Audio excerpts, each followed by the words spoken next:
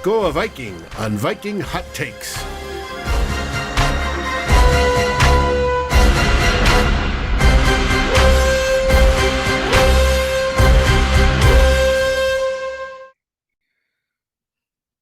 Russell Wilson doesn't want to trade, but if he got traded, why not Chicago, he says. Someone make it make sense. The Bears are on Wilson's short list. That happened today. But now it's time for Viking Hot Takes, the fast-moving Minnesota Vikings talk show. We've got Eric Thompson from the Daily Norseman. We've got me, Flip Mazzi, from Climbing the Pocket. And we've got fans in the comments. So buckle up. Let's go. Let's hear from y'all. Get in that chat. But most importantly, Eric, how are you, good sir?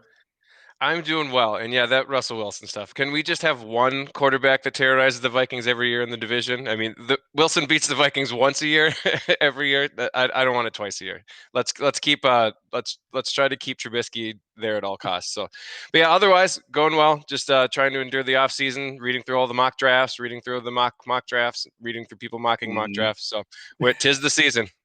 It is the season for mock draft season.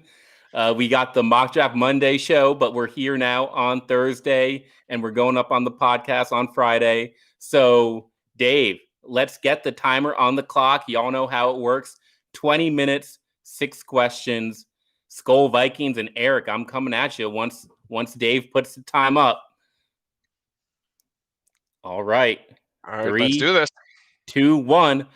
We start where Vikings fans always like to start, on the offensive line. Veteran tackle Riley Reiff coming off his best year in purple. His cap number is $15 million for 2021. And the Vikings can save almost $12 million if they cut the 33-year-old blocker. So, Eric, keep or cut Riley Reiff? It is a agonizing question because Reiff was probably the most consistent blocker they had in the 2020 season. He did everything you could have asked a left tackle for. He wasn't, top 3 or an elite left tackle, but especially after taking the pay cut that he did, he was very consistent, really good pass blocking, just fine in the run.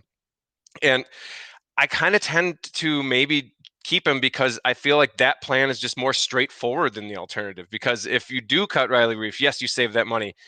Okay, what are you doing at left tackle? Do you move Ezra Cleveland there? Is he ready after being way up and down as a guard and maybe playing out of position in his rookie year? Do you move Brian O'Neill to left tackle when you have a pretty good thing going on at right tackle the last 2 years? So it's really hard. And again, Reiff already took his pay cut. So if he prices himself out of the Vikings, more power to him. Good for him. He's earned it. He took that pay cut, and he was kind of the only he and O'Neill were basically the only 2 dependable people on that line. So it's just more of a consistency thing for me. Yes, it probably is overpaying a bit, especially with the cap gymnastics they'll have to do in other places on the team. But I just don't know how they're going to address it if he does leave. Yeah, it's there's going to be full agreement here. Even Mary and Cliff in the comments are saying keep. It's a must keep for me at full salary. You just can't even risk it like they did in August because we haven't seen Ezra Cleveland at tackle, and we already have a huge hole at offensive guard anyways before you move Ezra Cleveland, like you said. So, the Vikings need to fix the offensive line, and cutting Reiff would be a clear step in the wrong direction. I think the offensive line fix is actually easier than some people are making it out to be, and it starts with keeping Riley Reiff. Again, don't even ask this guy to restructure or threaten to cut him because you honestly have no leverage in the situation where the Vikings are right now. Yeah, it's going to be a difficult proposition, but yeah, I think the alternative is even harder. So yeah, hopefully they find a way to keep him around because again, there are a lot of other questions on that line that they'll have to address first. Yeah. All right. Question number 2. Okay, my first one. So we might be staying in the offensive line and might be going to other places here. Which realistic free agent signing would help the Vikings the most this offseason? Yeah, Eric, I'm noticing a trend. You always say realistic in these questions, which I like because you got to rein me in. We're already doing the hot takes, so but we still want to keep it in the realm of reality. Yes. William Jackson 3 times. The Vikings need to look for veterans, that rectify some of these draft failures. And I say failures intentionally, might sound a bit harsh, but I think everyone will understand when we get to the next question. And, cornerback is just one of those spots. Jackson, unrestricted free agent after 4 years with the Cincinnati Bengals. His best years there were his first 2 years where he was healthy. He was injured his first year, 2016, but then he played great football in 2017 and 2018 under Paul Gunther, a coach who was now on the Viking staff. And, as the Bengals purge players from this past regime they had as a transition from Marvin Lewis players to Zach Taylor players, I think there's a bunch of good options from that defense, including William Jackson. He's a guy who can reclaim his career and lock down an outside corner spot for Minnesota as the young guys, Cameron Dantzler and Jeff Gladney continue to grow. And the Vikings are reportedly interested, so it makes a lot of sense. He's currently valued between $6 million and $7 million on Over the Cap and Sport Track. I think that value is a little bit light, and so that's where it might not be realistic for the Vikings to pursue him. But if you can bring William Jackson in, a veteran corner, for $8 million or less, that's not extremely pricey for a vet at a premium position. And the Vikings already, again, have a solid foundation of youth there. Yeah, I think that definitely fits in the realm of realistic signing. I think that'd be a good mid-level signing. And I think there are going to be a lot of players available with the salary cap maybe not being as high as anticipated. There are going to be a lot of the mid-level free agents available.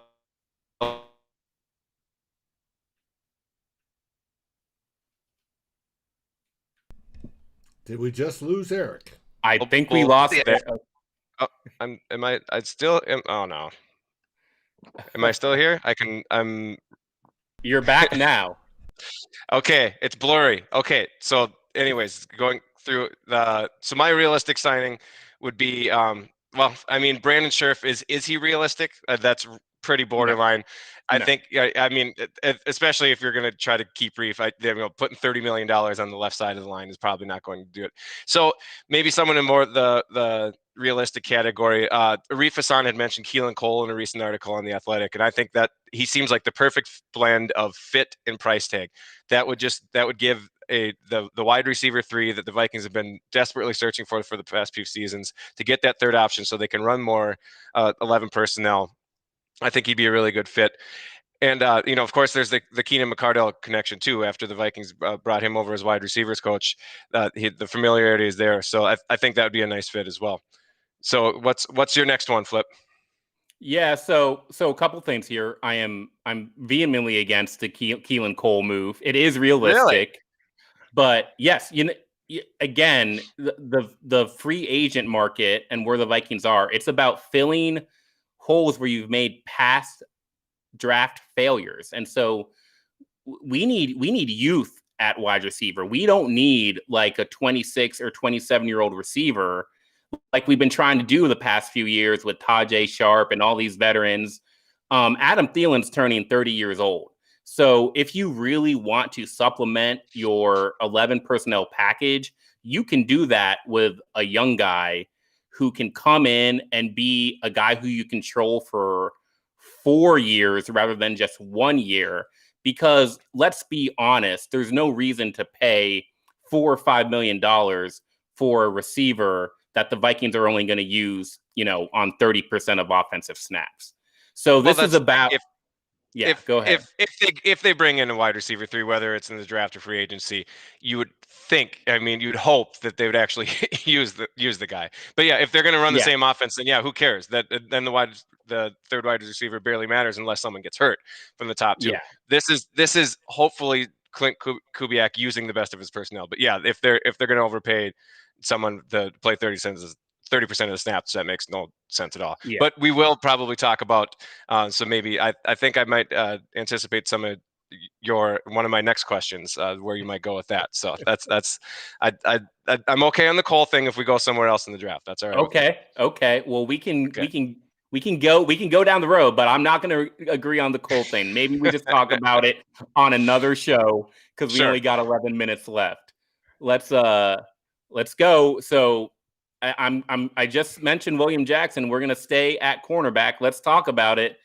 Former first-round pick Mike Hughes.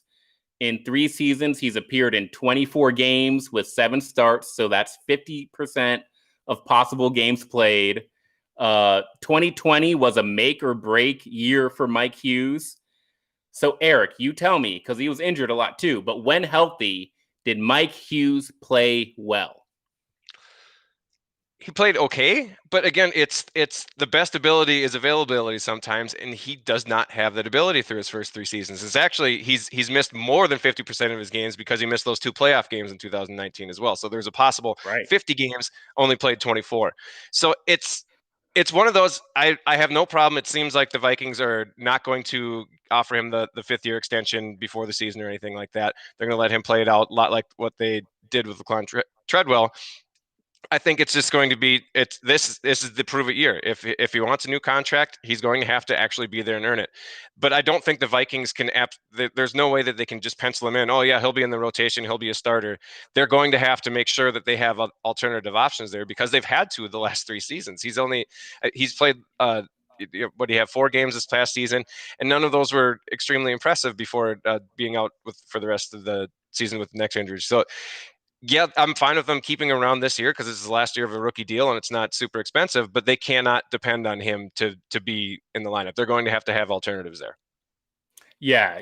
You know what? I got some more questions because I don't understand how a guy who just got out of a prove it year in 2020 gets another prove it year in 2021. It's more the contract than anything. I mean, it's not a huge expense to keep him on, but that's fine. If they want to go somewhere else, I have no, Mike Hughes. If Mike Hughes is not in the plans in 2021, I'm not going to be heartbroken over it.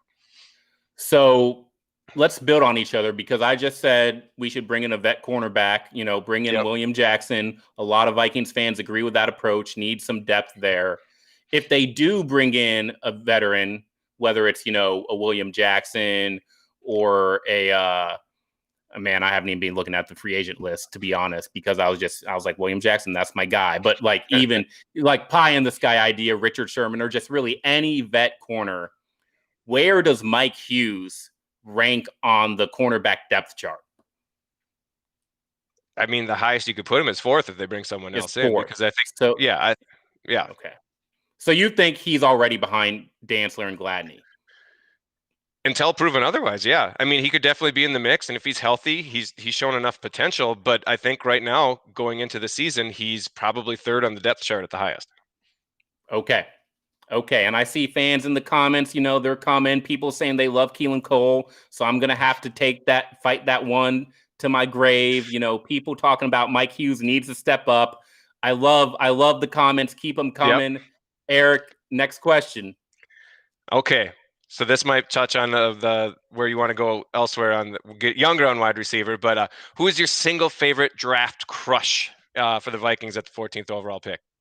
Yeah, and so again, we're just starting here at show number 4. Look at me getting ahead of myself.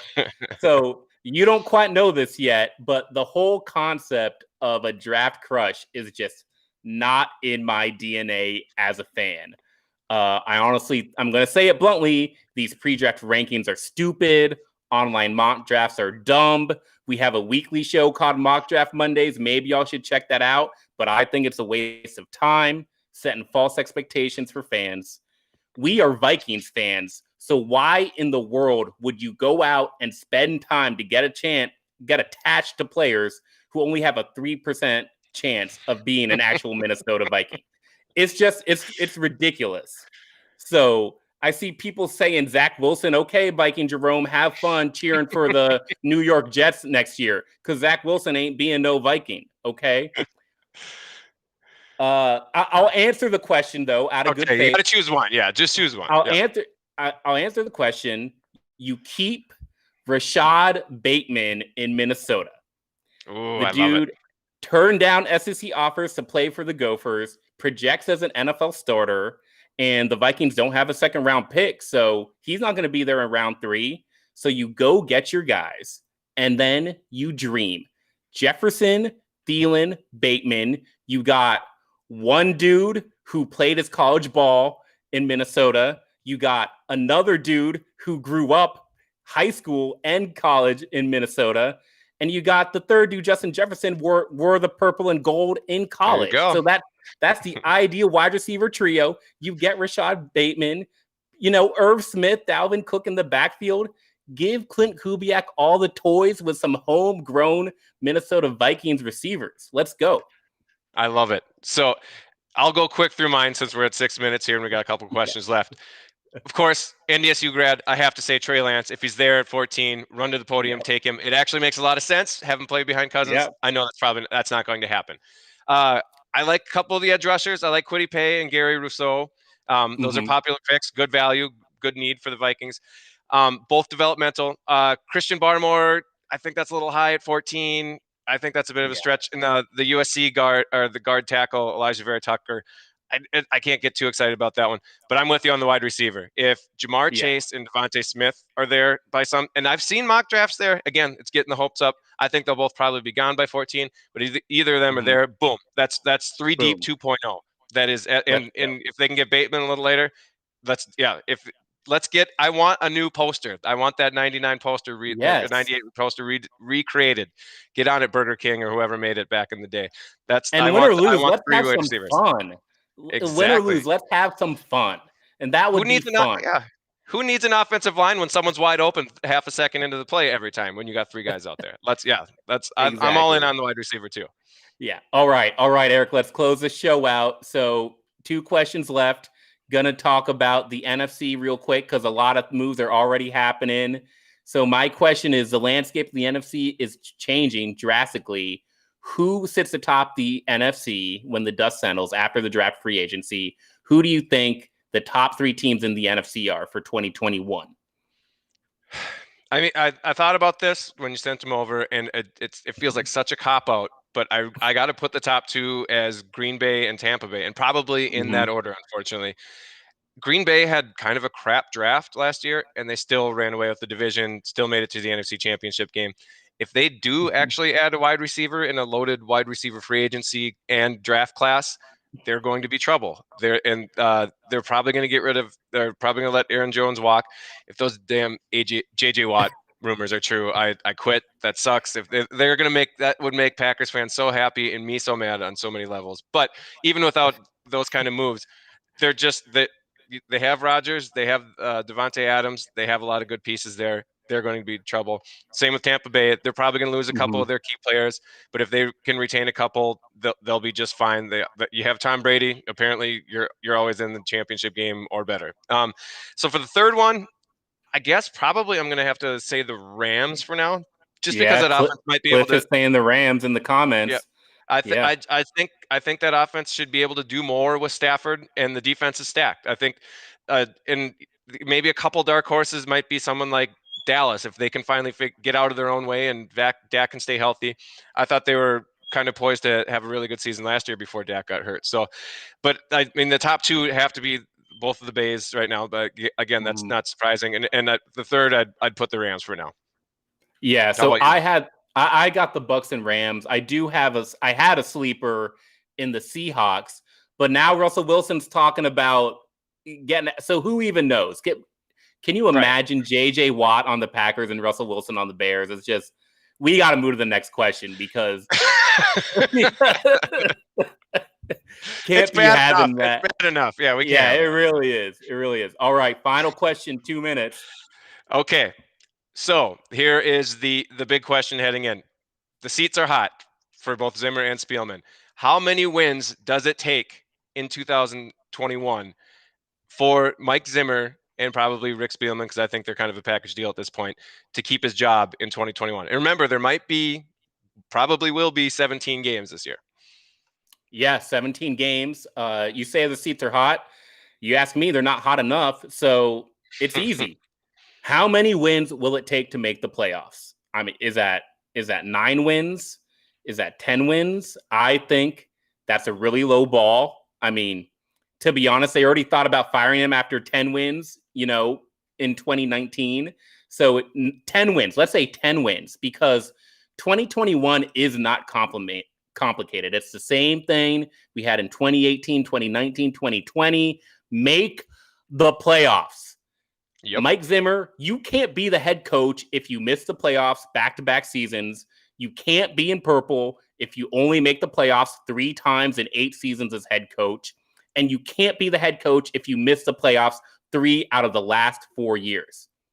It's that simple. Yep, I think it's absolutely playoffs or bust. Yeah, I think it starts at 10 wins because I think that's probably going to have to get in, especially if they go to the 17-game schedule. And the NFC should be good again. And yeah, even if, I could even maybe see it after making the playoffs, and if maybe they're a one and done and they kind of lose in spectacular fashion and get kind of blown out, like, something like the 49ers game the last time we saw them in the playoffs. If it's just an embarrassment and they don't really make much of a game of it, maybe he's out then too. I think a playoff win, there's absolutely no way.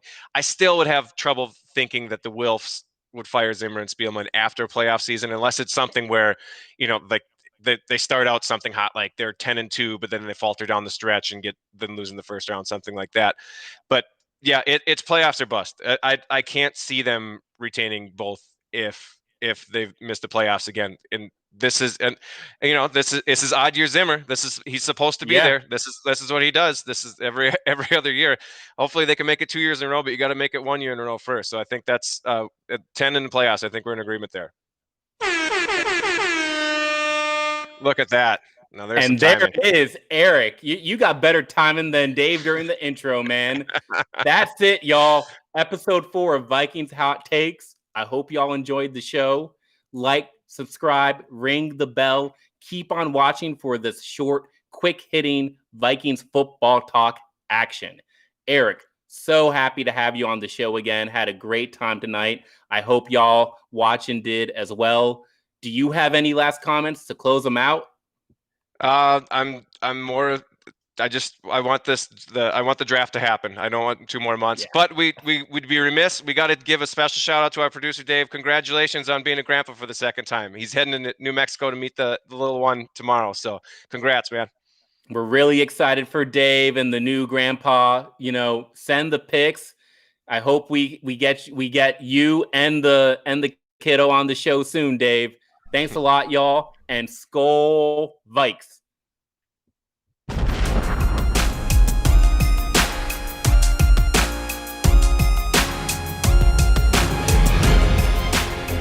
Thank you for watching or listening. As always, if you like, subscribe, and ring the bell for notifications. And if you're listening to the podcast, please rate us on your favorite aggregator. Skol, everybody.